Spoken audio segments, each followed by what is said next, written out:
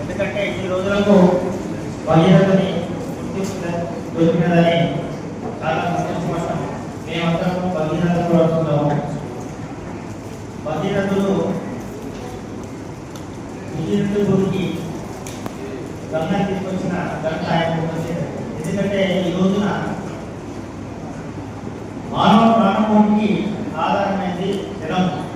పంటలు పండాలన్నా ప్రతి మనిషి జీవించాలన్నా కూడా నీరే ఆధారం. ఆ నీరు భగీరథుడు శివుని జటాజుటాల నుండి తపస్సు చేసి తీసుకొచ్చారు. తీసుకొచ్చిన కారణం ఏంటంటే మా పూర్వీకులు అశ్వమేధ యాగం చేస్తూ కదా దాన్ని ఆ అశ్వాన్ని ఇంద్రుడు దొంగిలించి తీసుకొచ్చేసి ఒక మహర్షి యజ్ఞాన్ని భద్రం చేశారు. అక్కడ దాని పాదాలు అంతా దాని వెతుకుంటూ వచ్చి 40,000 మంది వచ్చారు.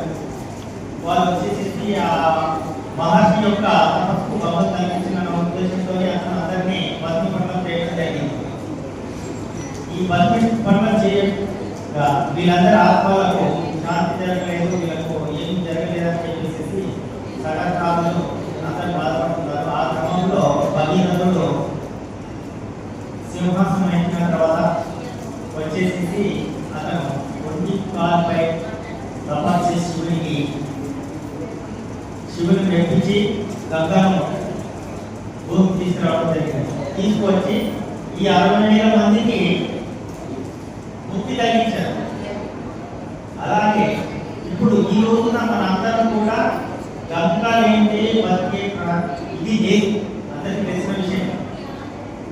ఈ కార్యక్రమాన్ని అధికారంగా చేయడం మాకు చాలా అవసరం ఉంది. కాకపోతే మా కులము చాలా వెనకబడిందని ఈ విషయంలో మాకు గవర్నమెంట్ వాళ్ళ సహకారం అందించేసేసి ఏమాట్లాడుతున్నారో మీ సౌండ్ ఎక్కువ వస్తుంది.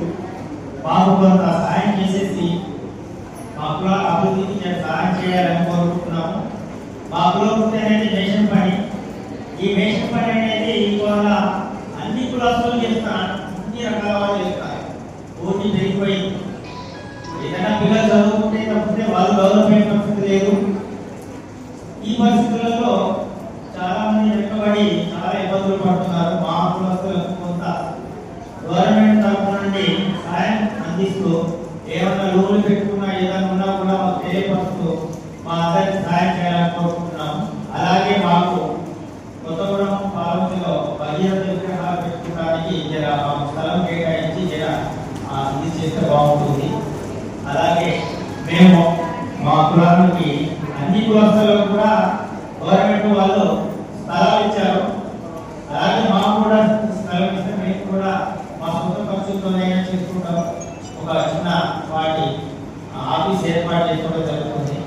వాటి సహాయం చేయమని పోయినసారి కూడా చెప్పాము. మేము ఈ మధ్యలో ఒకసారి అప్లికేషన్ తీసుకుని వస్తాము. మాకు సహాయం చేసి బేసిక్ ఇస్తే మేము ఆఫీస్ పెట్టుకోవడం జరుగుతుంది. జై భగీరథ, జై జై భగీరథ, జై సగర. ఈ రోజున కొత్తగూడెంలో భగీరథ ఉత్సవాన్ని సందర్భంగా పురస్కరించుకొని కొత్తగూడెం సోషల్ సెంటర్లో అన్నదాన కార్యక్రమం చేయడం జరుగుతుంది. మొదటిసారి నేను ఈ విషయాన్ని పెట్టుకోవడం జరిగింది. కావున అందరూ రావాలని జై భగీరథ, జై సగర. ఇచ్చే విధంగా ప్రయత్నం చేశారంటే ఆనాడు కొన్ని 100 సంవత్సరాల తపస్సు చేసి ఆయన గంగం కిందకి తీసుకొచ్చేలాగా చేశారు. అంటే అంత కఠోరమైన దీక్ష చేసి సాధించారు. దీనివల్ల మనకి ఏం తెలుస్తుందంటే ఏదైనా ఒక మంచి పని చేయడానికి టైం ఎక్కువ పడుతుంది, చెడు పని చేయడానికి చాలా టైం పడుతుంది. కాబట్టి మనం చేసే ఏ పనైనా కానీ ఒక దీక్ష కోరుకొని కఠోరంగా మనం చేస్తే ఏదైనా సాధించవచ్చు అని మనం ఈ సభాముఖంగా మీ అందరికీ తెలియజేస్తున్నాను. కాబట్టి ఈ అంటే సంవత్సరానికి ఒకసారి కాకుండా మనం ఆయన ఆశయాలను ప్రతిరోజు కూడా గుర్తుపెట్టుకొని ఏదైనా సాధించాలంటే ఆ విధంగా మనం ఆయన అడుగుజాడలో నడవాలని చెప్పేసి కోరుతా ఉన్నాను. సహల కులస్తులే కాకుండా మిగతా కులస్తులకు సంబంధించి కూడా మనకు ప్రభుత్వ సంక్షేమ పథకాలు చాలా ఉన్నాయి.